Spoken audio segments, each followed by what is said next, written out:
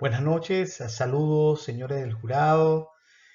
Para mí es importantísimo estar el día de hoy acá haciendo este aporte al desarrollo del sistema penal venezolano, porque los estudios, pues así lo refieren, los estudios científicos y los resultados del doctor Paul Ekman, entre otros grandes hombres que se han dedicado a temas de relevancia para el avance de la humanidad, pues hoy podemos dar este aporte a nuestro sistema penal venezolano. Pues gracias por esta oportunidad. Bueno, señores del jurado, sean bienvenidos a la socialización del informe final del diplomado titulado El lenguaje corporal y los indicadores de detección de mentiras en el proceso penal. Eh, Importante resaltar que se desarrollará por el siguiente esquema: el contexto social con el problema, el propósito de la investigación, el propósito general, el propósito específico, la importancia de la investigación, el contexto teórico con los subtemas del lenguaje corporal, indicadores de mentira, elementos que validan los indicadores y el diseño del programa de capacitación en kinésica. La metodología conformada, por supuesto, con el método de la investigación y con el procedimiento de la investigación como tal. Las consideraciones finales con los resultados y el diseño instruccional en kinésica. Por supuesto, para cerrar con una conclusión a la altura de la presente actividad. Luego tenemos que en la actividad desarrollaremos en cuanto al contexto social la visión de la realidad asociada al problema. Se tiene que las motivaciones y circunstancias que llevan a la gente a mentir o a decir la verdad vienen a contribuir a la comprensión de las relaciones humanas y al desarrollo de la sociedad. La mentira es una característica tan real de la vida diaria, de la vida común, de que una mejor comprensión de esta resulta ineludiblemente pertinente para casi todos los asuntos de la vida humana. La mentira y el engaño requieren de un gran presupuesto, que una persona tenga el propósito deliberado de engañar a otra, utilizando básicamente dos maneras de materializar esta mentira. Una es ocultando y otra falseando. Por lo que el mentiroso que oculta retiene, escúchese bien, retiene cierta cantidad sin decir la realidad, nada falte a la verdad. Y el que falsea da un paso adicional, no solo que retiene información verdadera, sino que presenta información falsa como si fuera cierta, con el objeto de mantener un estatus dentro de su propio entorno, en ese entorno social, político, económico, donde se desenvuelva. Él va a ver este punto de vista social, sus pensamientos, sentimientos y acciones van a estar dirigidas a esa forma de falsear, de ocultar y de mantener una estructura de engaño, materializando privilegios en los peores casos, y así es como el proceso penal lo lo ha identificado y pues son los límites de la presente investigación. Es por ello que la práctica del mentir, ocultar o falsear la verdad es un modus operandi común de este tipo delictuoso, el cual se puede observar durante el desarrollo del debate oral y contradictorio históricamente, impactando las labores propias del Ministerio Público, el Tribunal de la Causa, la misma defensa e incluso a las partes afectadas o víctimas, creando de entredicho la verdad, porque el engaño o la mentira es una realidad que existe entre los seres humanos. Entonces, el problema se puede visualizar de dos vertientes. La primera es la práctica de mentir de los imputados en el proceso penal para tratar de desvirtuar los hechos delictuosos que verdaderamente perpetraron en contra de un derecho protegido por el Estado. Y segunda vertiente es la inexistencia de capacitación profesional en el campo, en la práctica, para crear expertos y detectar cuando un sujeto se encuentra mintiendo, tergiversando la verdad. Desde este punto de vista, es importante que el lenguaje corporal y los indicadores de mentira sean decodificados a través de la preparación técnica y profesional de expertos entre los funcionarios del Ministerio Público, los abogados, psicólogos, sociólogos y demás estudiosos de la conducta humana que aporten definitivamente al desarrollo del proceso penal venezolano. Evidentemente, existen garantías constitucionales y en el proceso penal se expresa que nadie puede ser obligado o inducido a declarar o a reconocer culpabilidad contra sí mismo.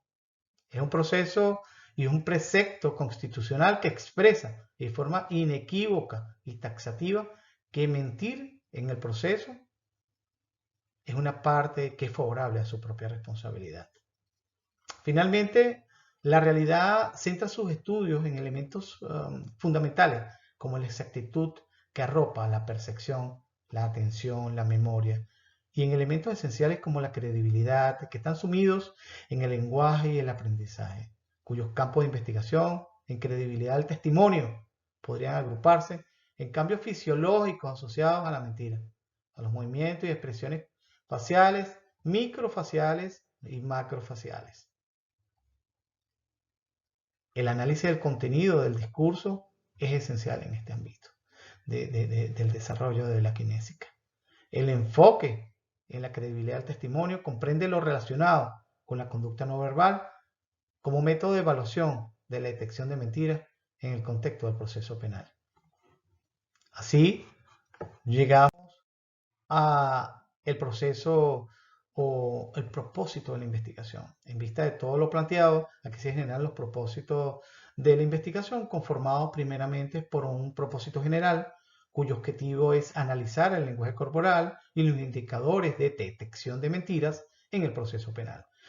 Y los propósitos específicos que plantean, en primer lugar, caracterizar el lenguaje corporal y la capacitación para la detección de mentiras en el proceso penal venezolano. Segundo, describir los elementos que validan los indicadores de detección de mentiras a través del lenguaje corporal. Tercero, diseñar un programa de capacitación para la detección de mentiras a través del lenguaje corporal para ser implementado en las universidades, academias militares, escuelas de policía y demás instituciones de formación que coadyuven al derecho procesal penal como tal. Develar el programa de capacitación para la detección de mentiras a través del lenguaje corporal con un diseño estructural, instruccional, como se quiere. Todos estos propósitos se orientan a la enseñanza, aprendizaje a través de la conformación, estructuración de un programa de capacitación para crear las técnicas para desenredar, decodificar y con ello crear la convicción verdadera de los hechos por el cual el imputado miente.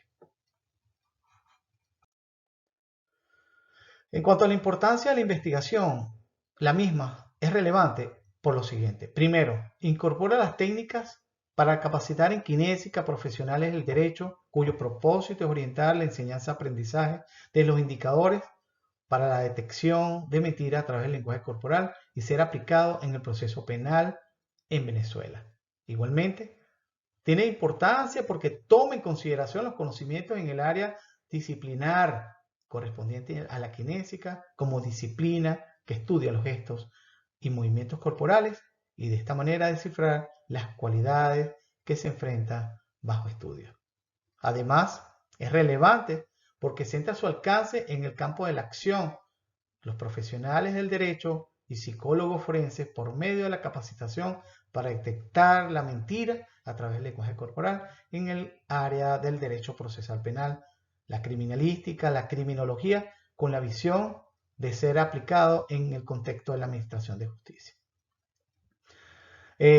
Por último, es importante porque la metodología tiene una trascendencia significativa, ya que crea nuevas formas de investigación, donde se debe seguir un método adecuado para esta investigación y ser lo suficientemente flexible para que pueda sustentarse en el tiempo, como para poder adaptarse a lo que se presenta y tener al final un resultado que pueda ser de utilidad para el mundo y para la comunidad científica. Teniendo como en este sistema coherente de descripción que he hecho en las láminas, continuado con el contexto teórico, cuyo contenido está fundamentado en 4 subtemas, teniendo como primer tema el lenguaje corporal, donde Caravaggio 2015 expresa que el lenguaje corporal está relacionado con las emociones y algunas conductas innegables a nivel corporal que tienen una función reguladora. Igualmente, los fundamentos jurídicos constitucionales del proceso penal consagran en las garantías establecidas que nadie está obligado o puede ser obligado a declarar o reconocer su culpabilidad. En lo referente a los indicadores de mentira, señala PIS 2016 en su trabajo de grado titulado Gestos comunes en las personas al momento de mentir. Tiene como objeto significar todos los cambios que se generan en la persona que miente, dejando a merced de la ciencia descifrar todos esos cambios e indicativos corporales que deja entredicho su propia mentira.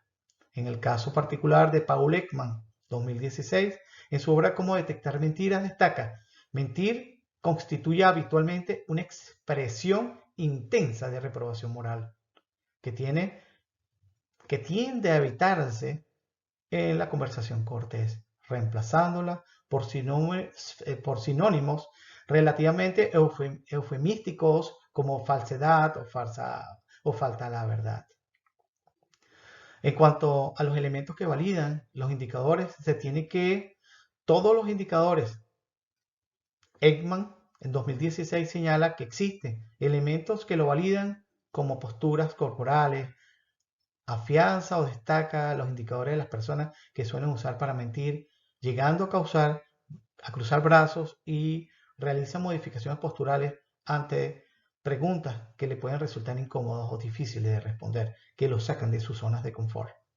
Asimismo, me permito destacar que un primer subsistema mecánico de la gestualidad humana está basado en 3 ejes principales, llamados órdenes, clasificados en función de su magnitud. El primer orden es el eje más importante del cuerpo y se representa como una flecha proyectada desde el plexo solar directamente hacia adelante. Este eje será el que determine con mayor peso el interés y la intención de la persona. El segundo eje o el segundo orden es la magnitud. Los pies son un poco más fáciles de mover por el torso, sin embargo, estamos mucho menos acostumbrados a mentir con ellos, por lo que los ejes proyectan servirán de apoyo para determinar con bastante exactitud el ánimo o intención de las personas en la acción de la ejecución de un momento determinado. Y tercero, por último, el tercer orden es el eje proyectado por el rostro. La atención empieza a ser diplomática en el sentido de que se puede disfrazar orientando la nariz a lo largo que pretendemos prestar atención. Volteamos hacia el lugar donde está la persona para simular cierto rasgo diplomático de respeto por otro. Siguiendo con esta idea del segundo subsistema utilizado para clasificar las expresiones de nuestro cuerpo, es algo contradictorio. Es más fácil de determinar, pero más complejo de utilizar. Este subsistema catalogado por las manos y los pies como satélites del cuerpo, el cual, teniendo como centro de gravedad el bajo vientre, se mantiene en equilibrio gracias a la dinámica de estas bases, pies y contrapeso, brazos y manos. Como verán, la gravedad sigue siendo la protagonista acá. Sin embargo, las manos son la parte del cuerpo más independiente y por lo que serán uno de los indicios más relevantes a la hora de clasificar los gestos que hacemos al expresarnos. El punto en común entre ambos subsistemas son los pies. Vemos entonces su relevancia para detectar intenciones ocultas. Culturalmente, se da más importancia a sonreír falsamente o erguirse para no parecer decaído cuando los satélites se encuentran pegados al cuerpo y los pies, por ejemplo, los pies juntos entre sí, determinan una postura contractiva. Cuando estos se separan, se le llama una postura proactiva o expansiva. En este caso, perfectamente se podría entender cuando estamos parados frente a una audiencia, como el caso que estamos estudiando el día de hoy. Brisbane organizó la expresión corporal según el movimiento que describen, principalmente las extremidades superiores, libres de la acción de la gravedad. En este caso, los desplazamientos vastos de los brazos pueden clasificarse como 4 fases. Primero, la fase centrífuga, del tronco hacia afuera, catalogadas como agresiones, acciones impetuosas o proyectivas, quien realiza gestos que se dirigen desde sí mismo hacia los demás, buscando convencer por las buenas o por las malas. Queremos involucrar a quienes nos rodean. La fase 2, que es la centrípeta, desde el afuera hacia el tronco, catalogadas como defensivas, reforzamiento del yo, conciliatorias y restrictivas. En este caso, las personas centran su discurso en sí mismas, hablan de sus argumentos y sus sentimientos. En la fase 3 es ascendente, catalogada como generalización, amplitud o masificación. Generalmente se asocian con la inseguridad, que en su sentido más general es no me importa o no es mi problema. En la fase descendiente, catalogada como la énfasis, puntualización o especificidad, es común de quien quiera hacer énfasis o ser tajante en un punto específico y lo realiza de arriba hacia abajo, es decir, con esta expresión en el discurso. En kinésica también se estudian los movimientos y posiciones de las manos, pero también la distancia en la cual interactuamos se le conoce como proxémica. Comprende una serie de reglas, parámetros y nomenclaturas, especialmente en ciertas distancias entre 2 o más personas. Ahora bien, el diseño del programa de capacitación está diseñado del programa que debe tener flexibilidad, ¿verdad? La flexibilidad es una categoría de mucho significado, dentro de los cuales se destaca el dado por Giddens en 1984, según el cual se colige que la reflexibilidad es un reingreso permanente del conocimiento experto en el lenguaje de la mentira que describe su realidad. Igualmente, el programa de capacitación presenta los siguientes aspectos. Primero, fomentar la capacitación, participación de la comunidad universitaria de manera activa, responsable y democrática. Esto significa involucrar a todos los miembros que participan en la comunidad universitaria. 2. Favorecer la equidad, la justicia, la tolerancia, la equidad en derechos, responsabilidades, oportunidades y trabajo en equipo. Esto no es otra cosa que desarrollar la capacidad en armonía con conciencia social, respetando el derecho ajeno, fomentando las normas generales de buen hablante, buen oyente y la educación general entre unos y otros. Tercero, educa los valores durante la capacitación sistémica. Esto quiere decir que es importante practicar los valores en todo momento, respetando la vida, la dignidad, la integridad de los participantes, hombres y mujeres. 4. Contribuye con la optimización del programa de capacitación. Es importante promover, fortalecer una relación armónica, armoniosa entre la comunidad universitaria. Intercambiar experiencias, conocimientos y recursos con otros participantes de la comunidad universitaria para mejorar sus capacidades y calidad de la educación del programa. Sexto, utilizar metodología activa, creativa e innovadora en las pedagogías, en la práctica de las pedagogías del programa para obtener conocimientos de calidad actualizado de última generación. Séptimo, trabaja con una visión de desarrollo humano sostenible, sustentable, que se mantenga en el tiempo, de manera que sea útil para el desarrollo social de los que participan. Ahora bien, en el momento 3, referido a la metodología, prácticamente estamos desde el método de la investigación y el procedimiento de la investigación.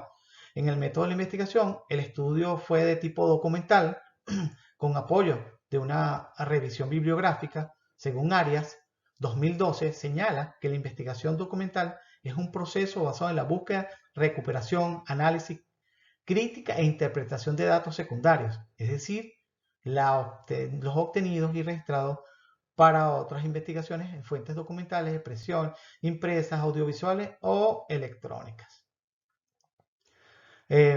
Por su nivel, fue una investigación que tuvo circunscrita en el análisis, dice Yanes, 2008, que el análisis debe tener un grado de profundidad aceptable.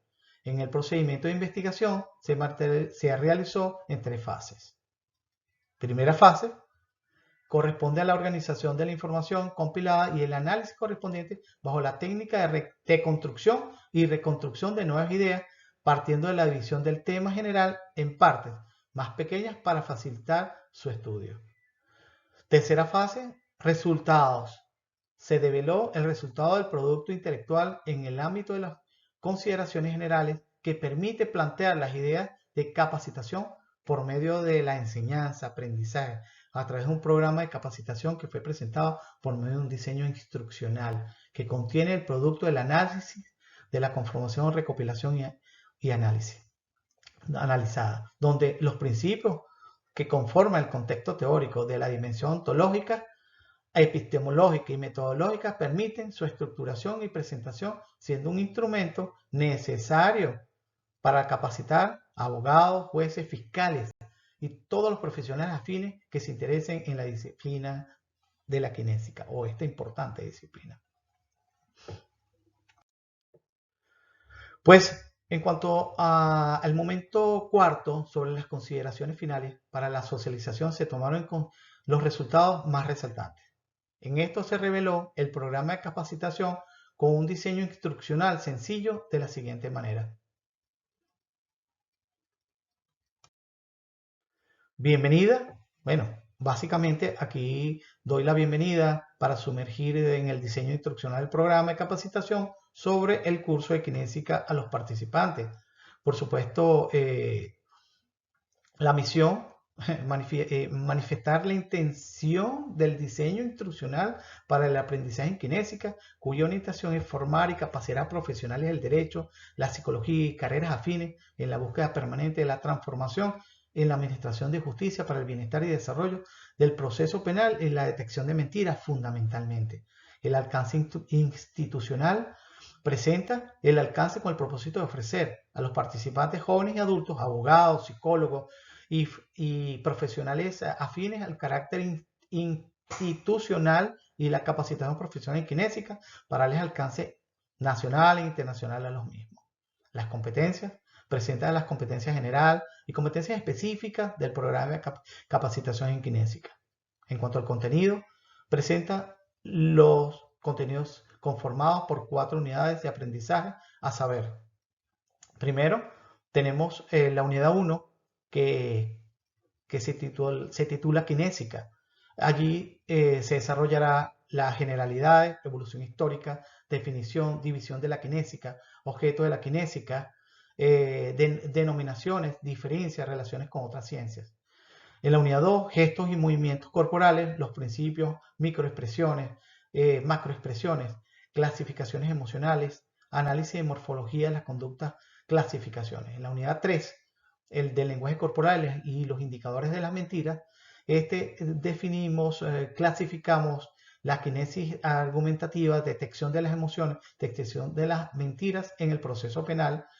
Y la unidad 4, los métodos, el método SAP, no puede faltar, las observaciones, el análisis, la fase del proceso, los mensajes y los estados de alerta ineludibles. Asimismo, podríamos encontrar como conclusiones, una vez culminado el análisis y visto los resultados del informe final del diplomado que se origina de la investigación, se presentan las siguientes conclusiones.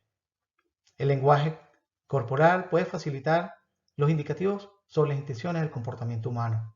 Se puede presentar la dificultad de discriminar señales de mentira, pudiendo derivar en análisis e interpretación inadecuada en el contexto del proceso penal, por lo cual se sugiere alcanzar un aprendizaje lo suficientemente óptimo en el ámbito de la kinésica para hacer uso de los indicadores o movimientos corporales dentro de un proceso judicial.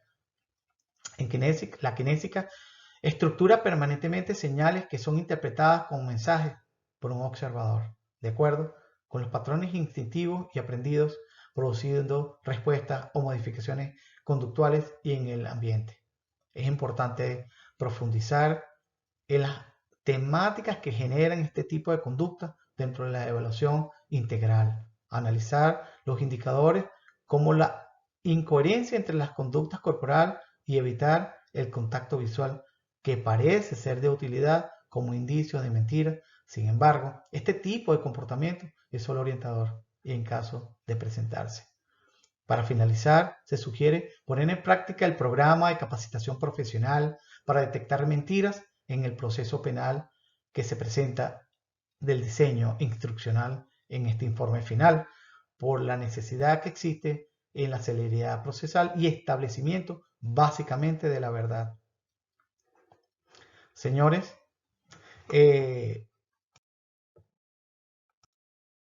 gracias definitivamente por su aporte, por su oportunidad para que de una u otra manera podamos de manera integral ser parte de la solución, sumar y multiplicar este proceso penal venezolano que por demás define los destinos jurídicos y penales de la nación.